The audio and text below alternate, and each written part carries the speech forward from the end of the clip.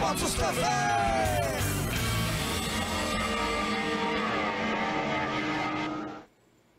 Olá, tudo bem? Autos e Motos, mais uma vez aqui no estúdio da TV Aratu, depois de 2 semanas com a parada do Carnaval. Voltamos dessa vez conversando sobre o futuro do automóvel, né? Você gostaria de ter um carro elétrico, híbrido ou iria manter o seu carro flex na garagem? Aqui no estúdio eu estou com o professor português Jorge Martins, da Universidade de Minho, e que é autor de alguns livros voltados para a indústria do automóvel, acidentes e conflitos em veículos automóveis e sua avaliação, motores de combustão interna, e com seu parceiro de pesquisa e trabalhos na Europa, lá em Portugal, Francisco Brito, carros elétricos. Professor Martins, o Brasil, ele nos últimos 5 anos, a discussão sobre os carros elétricos começaram.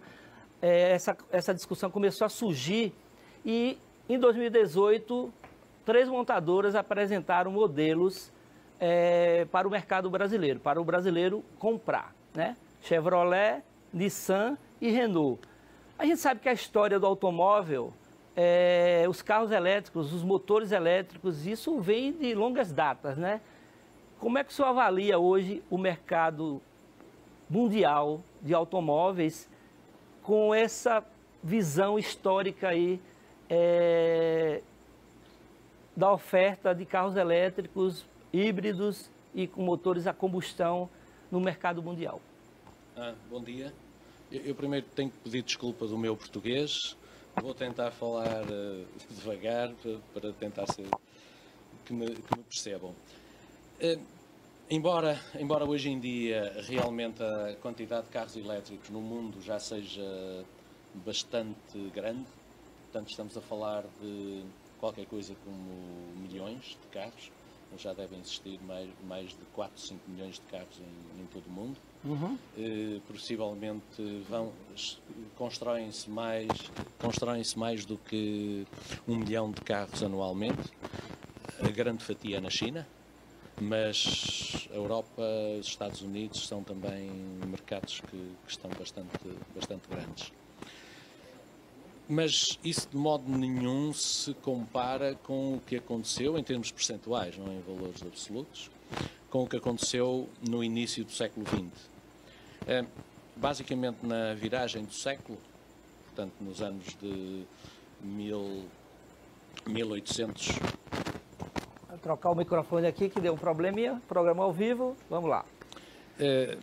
Portanto, eu estava a dizer que, embora haja em números absolutos muitos automóveis elétricos hoje em dia, portanto, como eu disse, por ano produzem-se e vendem-se mais de 1 milhão de carros no ano, portanto, digamos, no Brasil vende-se 1,5 milhão, creio eu, de carros, portanto, será mais ou menos a esse nível o que se está à espera de 2020. Tanto que se venda no mundo inteiro o equivalente ao mercado brasileiro de veículos. Na viragem do século XIX para o século XX, havia 3 tecnologias que eram carros com motores a vapor, o motor de combustão interna, a gasolina e os carros elétricos. E realmente os carros elétricos na altura eram os melhores. E somente na altura da Segunda Guerra Mundial, portanto alguns em 1912, 1914, que foi quando começou a Segunda Guerra Mundial, é que os carros elétricos deixaram de ter a sua hegemonia. Eles eram os melhores, eram os mais confortáveis, não poluíam, não cheiravam mal, não era complicado dar-se a partida, portanto imaginem o que era um carro de vapor para se dar a partida, não é? Como se pôr meia hora antes ligar o carro. Os carros a gasolina tinha com a manivela se dar a partida, os carros elétricos não, entrava-se e andava-se, portanto eram muitíssimo mais cómodos. A primeira vez que se fez 100 km à hora num carro foi um carro elétrico, foi Le Jamais-Content, em França, alguns em, creio que 1998, portanto antes do virar do século. A primeira vez que se fez as 100 milhas por hora, os 160 km à hora, também foi um carro elétrico, nos Estados Unidos, nesse caso. E, portanto, os Estados Unidos e a Europa eram realmente os impulsionadores de carros elétricos. Isso é uma demonstração que a indústria, ela detém a tecnologia há um bom tempo e, naturalmente, por várias circunstâncias, alguns países lideram o caminho onde o consumidor ele vai fazer a sua compra, né? O Brasil, por conta dos incentivos do governo federal, a indústria sucroalcooleira tem a plataforma Flex, onde há a possibilidade do dono do veículo usar o etanol ou a gasolina. A tendência no mundo é para um carro híbrido e, no segundo momento mais avançado, seria o elétrico. Isso é um contrassenso, né? Quando o senhor coloca que no passado todos esses benefícios aí do carro elétrico, eles já eram ofertados para o consumidor.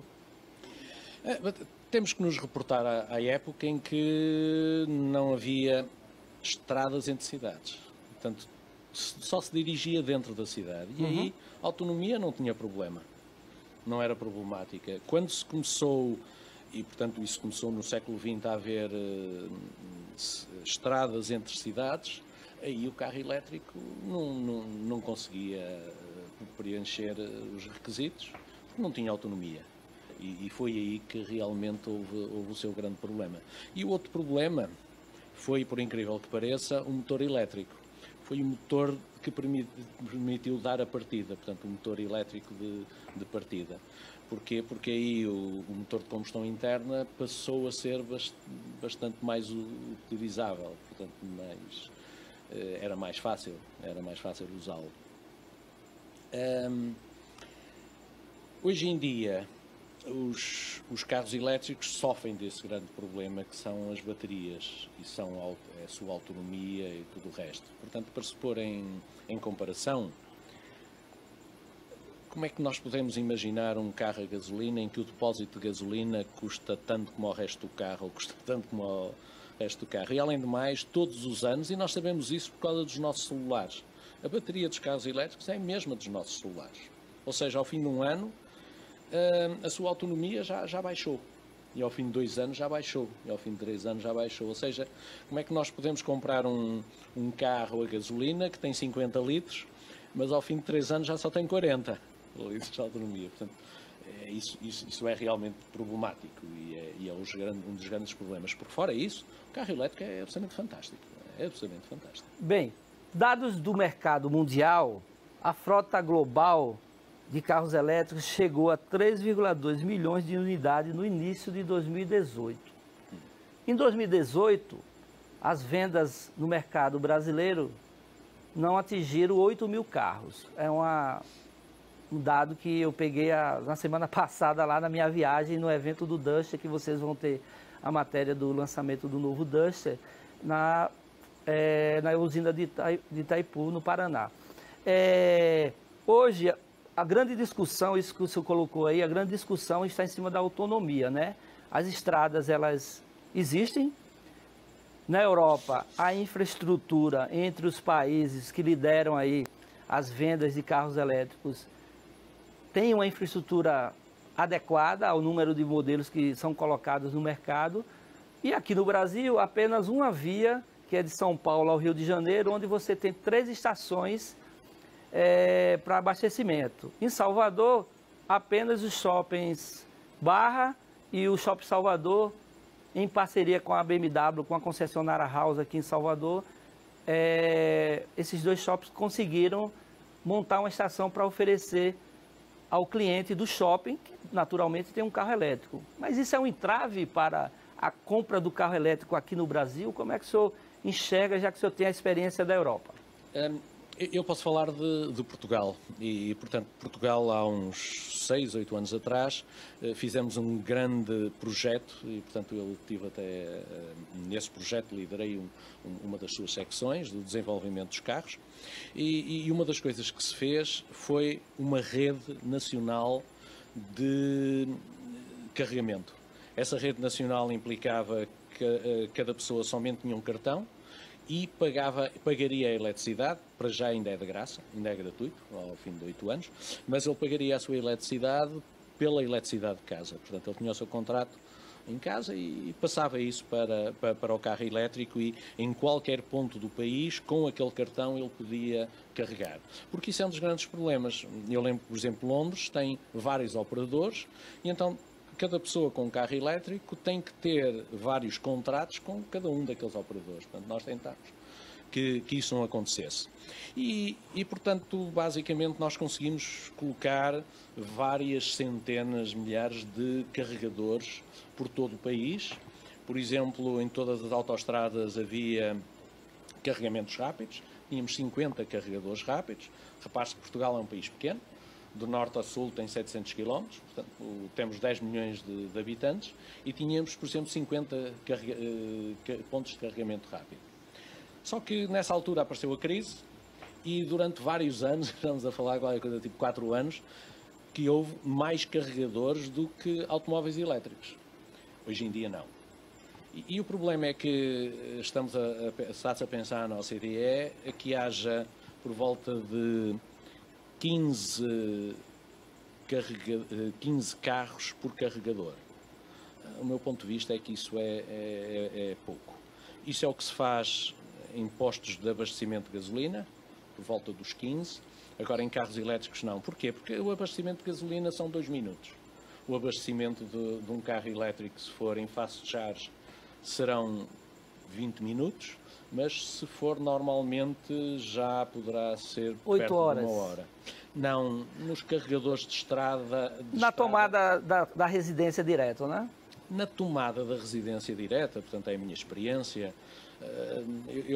Eu andava bastante de carro elétrico, eu faço 62 km, eu precisava de entre 6 a 8 horas para carregar, o que é normal. Chegava à casa, jantava, punha no carregador, de manhã às 7 horas, ia para o trabalho, também trabalhava 8 horas, portanto era o suficiente para carregar para voltar para casa. Aí não tinha nenhum problema. Mas notava, por exemplo, se eu fosse almoçar fora, no emprego, portanto em que demorava 1 hora e fazia aqueles quilómetros até ao restaurante, quando chegava, eu em vez de sair às 5 horas, já não tinha aquelas 8 horas de carregamento, já só podia sair às 7 horas para vir embora. Vou aproveitar e pedir a Eduardo, aí, meu diretor, para colocar algumas informações do mercado brasileiro e mercado mundial também. Mercado de carros elétricos, principais mercados: China, Estados Unidos, Noruega, Alemanha e Reino Unido. As fábricas, as montadoras que produzem, a Itabude, mas é BYD, BAIC, que é 2 chinesas, Tesla, BMW e Volkswagen, que tem projetos já bem sólidos na oferta de modelos elétricos para o mercado mundial. Os carros elétricos no Brasil, Jaque IV20, 119.990, é o mais barato no mercado brasileiro. O outro Jaque, que é um SUV maior, IV40, 153.500. Renault Zoe, que é o elétrico mais vendido da Renault, R$150 mil. Chevrolet Arizo 5E, que é um sedã, R$159.990. E o Chevrolet Bolt, conhecido, na casa aí, custando aí R$175 mil. E o Nissan Leaf, que, se não me engano, é o carro mais vendido na Europa, o elétrico mais vendido na Europa, R$195 mil. Preços muito, muito altos. Se você pegar modelos similares, aí é pelo menos a metade do valor. E isso para o brasileiro, que não tem um poder aquisitivo alto, é também um entrave, né? Algumas marcas, como a BMW, oferece a estação para você ter em casa, que custa em torno de R$8 mil. Eu esqueci de colocar o i3 e o i8 aí, que são 2 modelos da BMW, que são vendidos no mercado nacional. E fantásticos. E fantásticos também, andei nos 2 já. E é um grande problema no Brasil, né? O senhor, com certeza, visita muito o Brasil e as legislações também não impulsionam que esse mercado ele se solidifique, né? O senhor estava comentando, antes do programa, o exemplo da Noruega, né? Queria que o senhor citasse aí o exemplo da Noruega, que é o inverso do brasileiro. Na Noruega, portanto, é um país do norte da Europa, em que tudo está limpinho, tudo funciona no minuto certo, tudo é direito. Os políticos vão de ónibus e de metrô trabalhar e, portanto, quando apareceu esta moda, digamos, do carro elétrico, os noruegueses responderam bem. O Estado, na Noruega, comprar automóvel é muito caro. Os impostos facilmente passam os 200%. E nos carros elétricos deixou de haver impostos. Portanto, a pessoa paga somente o valor base e o Estado ainda subsidia alguma parte relativamente ao valor base. Tem mais benefícios, não se paga pedágios, não se paga ferries, tem-se estacionamento, parking gratuito e ainda se pode carregar o carro e portanto, isso fez com que com que muita gente comprasse carros. E, portanto, os últimos dados de 2018 e 2019 mostram que mais de metade dos carros vendidos na Noruega são carros elétricos ou eletrificados. Portanto, não somente elétricos de bateria, mas também eletrificados. O que é que isso fez? Havia outras coisas boas, como por exemplo, como existe tanto transporte público, existem muitas ruas, muitas faixas, que nós chamamos bus, de ónibus, que são somente os ónibus que podem usá-las. Elas foram abertas aos carros elétricos. Agora as fotografias da Noruega são essas faixas de ónibus com mais carros do que as outras e praticamente sem ónibus. As pessoas deixaram de andar de ónibus, ou pelo menos uma grande parte da população, o extrato mais elevado. E na realidade vendem-se mais carros agora do que se vendiam antigamente, metade deles são elétricos, como disse, mas o elétrico não foi substituir o outro carro, é um segundo ou terceiro carro que eles têm. E o pior é que esse carro é utilizado diariamente. As pessoas que iam de ónibus, que iam de metrô para a cidade, agora vão de carro elétrico. O que é que acontece? As cidades encheram-se de carros elétricos. As pessoas agora estacionam em segunda fila. Era uma das coisas que nunca é vista num país como a Noruega, estacionar em segunda fila. E agora acontece. Portanto, houve realmente a resposta das pessoas, mas não foi pelo melhor. Bem, Autos e Motos é uma parceria com o Grupo Aratu. Se você quiser assistir esse programa, você pode ir no meu site autosemotos.com. Informações do mundo automotivo, lançamentos e eventos que acontecem aqui em Salvador e também no Brasil. Você pode acompanhar meu Instagram, meu perfil do Instagram, @autosemotostv. Na semana passada, quinta-feira, eu fui conhecer o novo Renault Duster. Confira aí a matéria.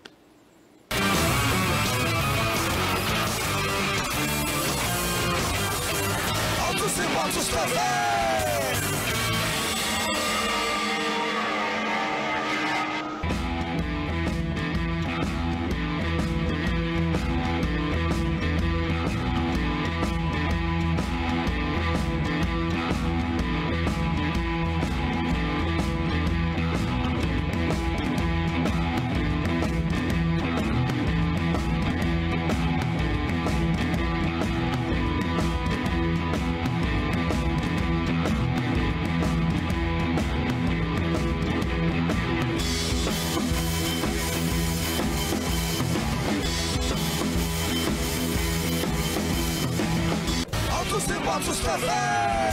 A Renault está apresentando o novo Duster, visual totalmente renovado, itens de série, mais equipamentos e também um multimídia bem conectado. Você vai conferir aqui no Autos e Motos TV a nossa avaliação de lançamento em Foz do Iguaçu, no Paraná.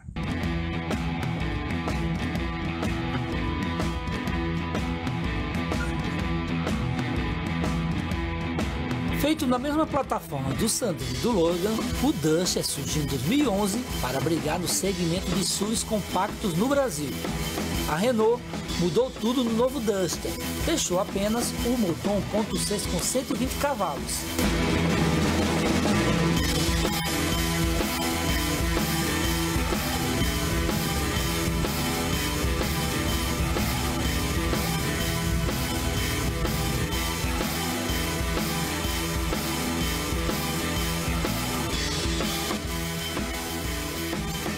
O Duster é urbano e tecnológico. Tem câmera 360 graus e moderno multimídia.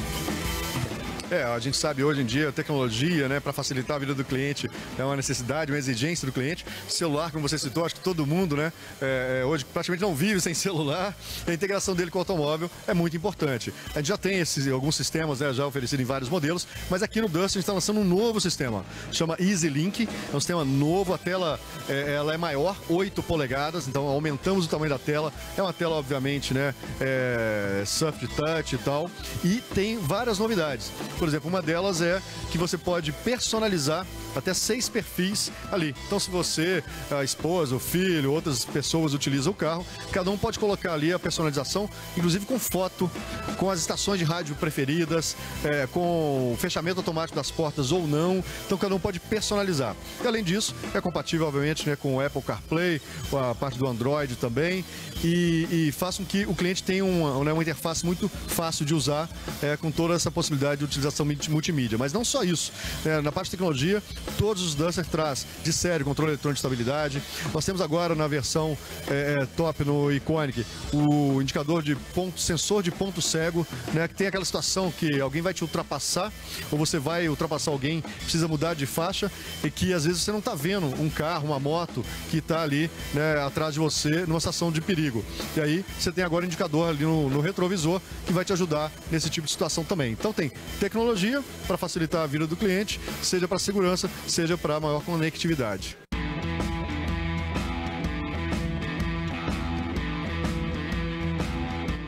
No futuro, a Renault oferece motor turbo 1.3 de 4 cilindros de injeção direta para gerar 170 cavalos, mas aí só a partir de 2021.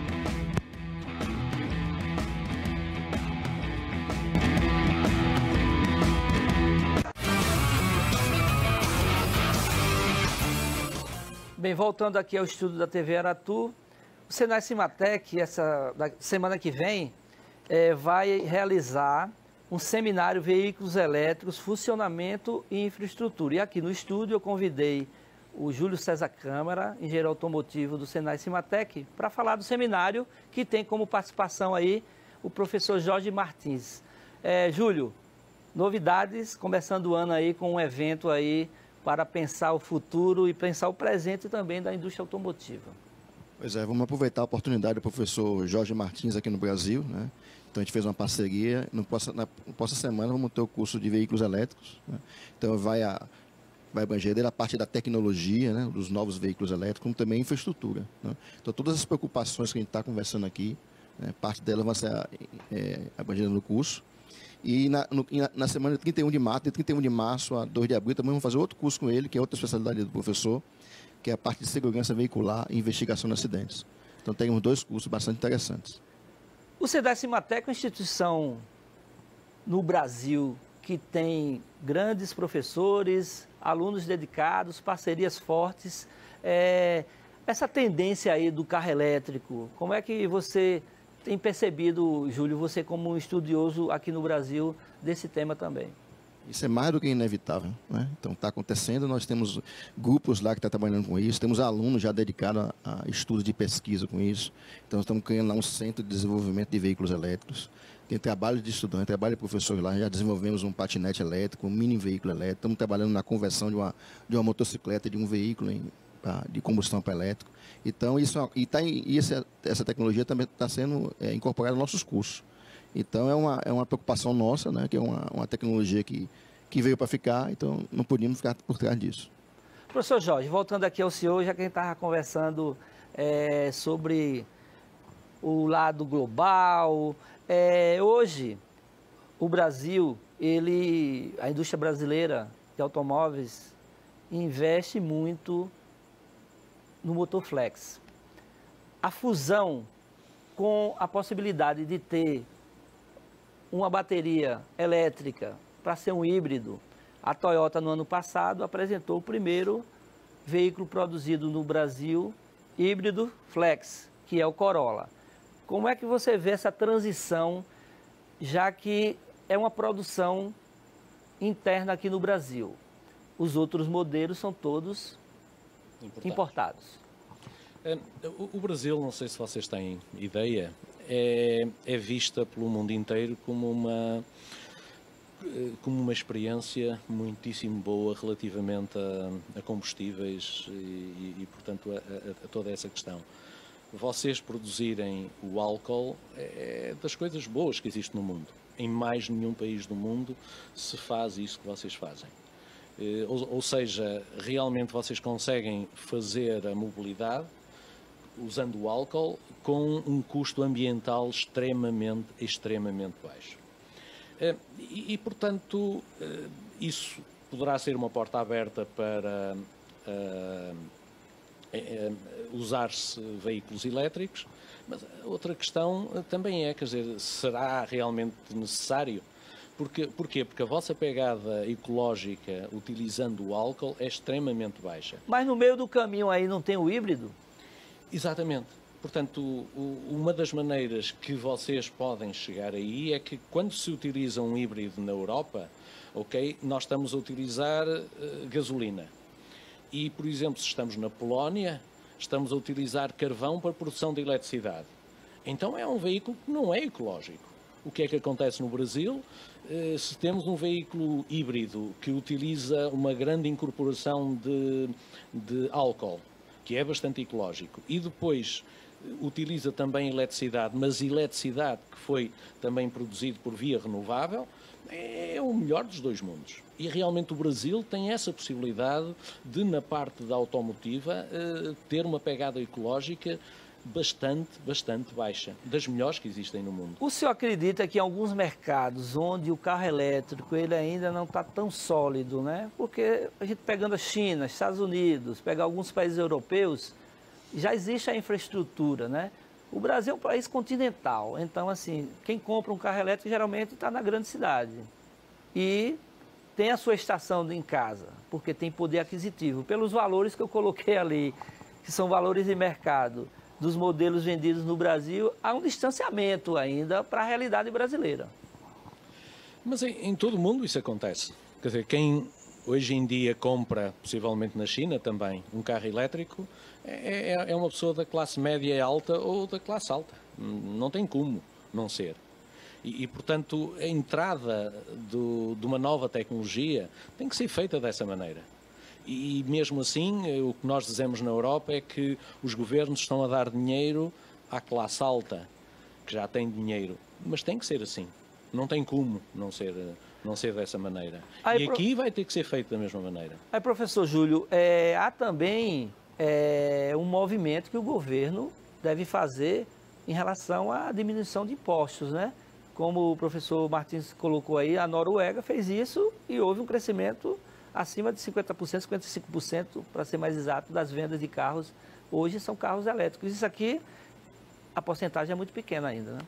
É pequena, mas existem algumas iniciativas. Por exemplo, existe uma legislação que está para ser aprovada que vai restringir o uso de motores a combustão, né? Ele acabou de passar pelo Senado, na comissão do Senado. Agora, lembrando que essa legislação vai proibir, vai restringir, né, veículos a diesel e gasolina. Então, não foi citado o etanol, como em vários países que foram citados a legislação de você no futuro proibir veículos a combustão, sempre falam diesel e gasolina. Então, os combustíveis fósseis, né? Os combustíveis renováveis, que o Brasil é fortíssimo nisso, tanto do biodiesel como o etanol, eles não vão ter restrição. Como é que está essa migração aí da grade curricular dos cursos oferecidos no Seminário Cimatec em relação à formação de futuros engenheiros que estejam de acordo aí com as novas tecnologias dos motores? Isso, por exemplo, nos cursos a gente está já envolvendo veículos híbridos, veículos elétricos. Então, o engenheiro que vai desenvolver um carro, ele tem que ter muito mais noções de sistemas elétricos, sistemas eletrônicos de controle do que antigamente. Então, isso a gente está abordando para poder justamente ter essa face do engenheiro, ter esse conhecimento, né, de poder atuar no desenvolvimento de veículos híbridos elétricos, que é uma realidade e vai ser cada vez maior. Professor Jorge, durante o seu seminário aí, a sua palestra, né, qual é o foco que o senhor vai oferecer para os participantes? Como o Júlio disse, eu vou falar da tecnologia, basicamente, vou falar dos motores, como é que funcionam, quais as diferentes tecnologias, das baterias, as diferentes tecnologias, os sistemas de carregamento, é uma questão muito importante e muito atual. O curso vai ter 20 horas? 20 horas. São 20 horas. É uma pena não serem 100, porque obviamente o carro elétrico é um mundo de tecnologia.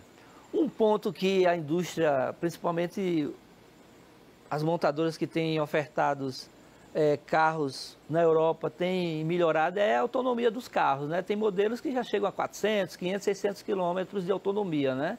Isso aí você consegue fazer um deslocamento mesmo não tendo um ponto de estação no meio do caminho. Isso é uma possível. evolução. Isso é possível, mas teremos que ver que isso não é compatível com carregar-se o carro em casa. A minha experiência era que, carregando o carro em casa, em cada hora eu fazia 10 km. Portanto, se eu quiser fazer 400 km, eu necessito de carregar 40 horas. Não é? 40 horas já é bastante. Mas eu poderei ter carregamentos mais rápidos. E, portanto, o que se está a falar hoje em dia é termos carregamentos para 200 km em 10 minutos. Isso já é compatível com viagens. Para os interessados e amantes do automóvel, o professor Martins tem aqui esse livro, que é em parceria com o Francisco Francisco Brito, uma análise dos carros elétricos na história do automóvel, né? Porque eu imaginei aqui pela capa que seria pensando no futuro, mas ele já me mostrou que tem toda a história do automóvel baseado na plataforma de um motor elétrico, que isso, infelizmente, se perdeu aonde, professor? Perdeu-se na autonomia, basicamente. Foi exatamente Por sorte na aqui, eu autonomia. coloquei aqui, ó, um híbrido, né? Isto é um híbrido, isto foi feito por Porsche. Portanto, Porsche, antes de entrar na Volkswagen e depois na Porsche dele... Grade do radiador, né, professor? Isto é um híbrido. Os motores estão nas rodas. Portanto, é uma tecnologia que agora é atual, mas este carro é anterior ao século XX, portanto é do final do século XIX. Já tinha toda essa tecnologia. Motores elétricos nas rodas, era um híbrido e, portanto, o motor de combustão carregava baterias que faziam com que o carro andasse. Essa edição ainda é possível aquisição pela internet? Esse livro foi de 2016. Eu não tenho a certeza se ele foi vendido no Brasil, mas hoje pela internet é possível, né? Tudo é possível. E aqui, para quem realmente gosta da graxa, né, como dizem, esse aqui é para os estudiosos de motores de combustão interna, né? Sim, esse livro vende muito no Brasil. Posso dizer que vende mais no Brasil que em Portugal, portanto... Esse é um dos motivos que o senhor está aqui no Brasil.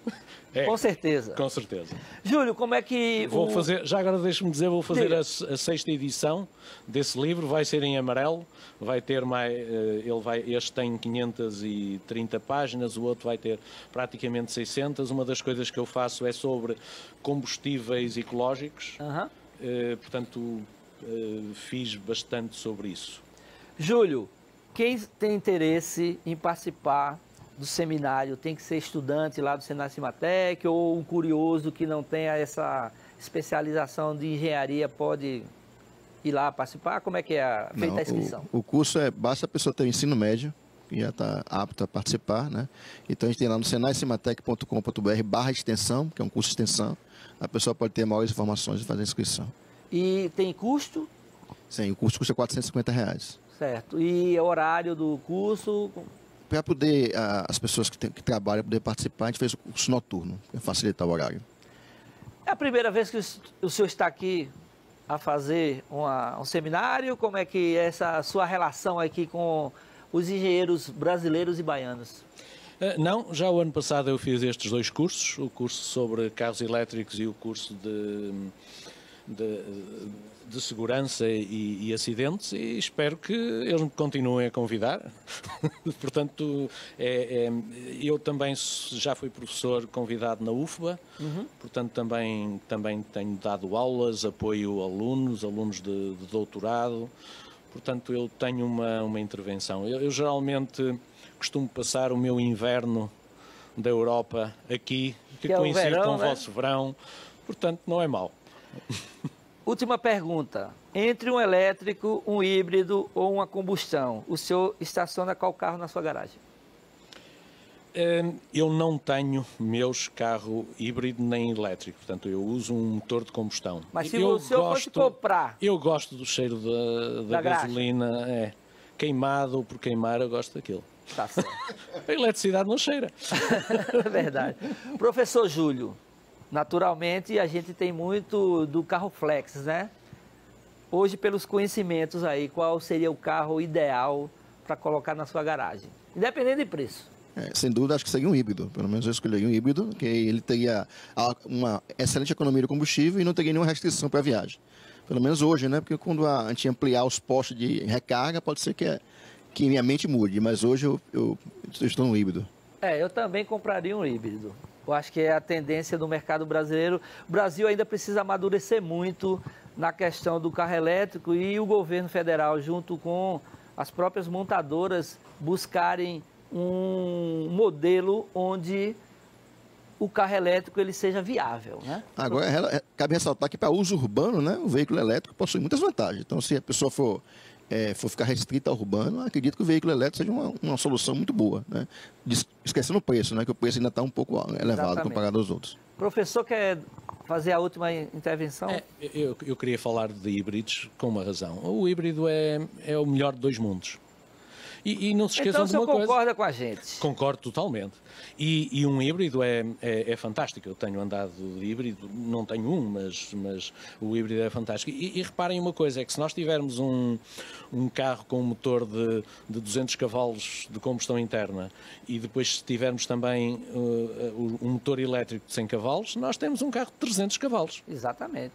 É o melhor de dois mundos. Exatamente. Bem, eu quero agradecer a presença do professor português Jorge Martins e do meu amigo Júlio César Câmara, o coordenador aí das pesquisas aí do Senai Cimatec, e até a semana que vem. Vamos acelerar?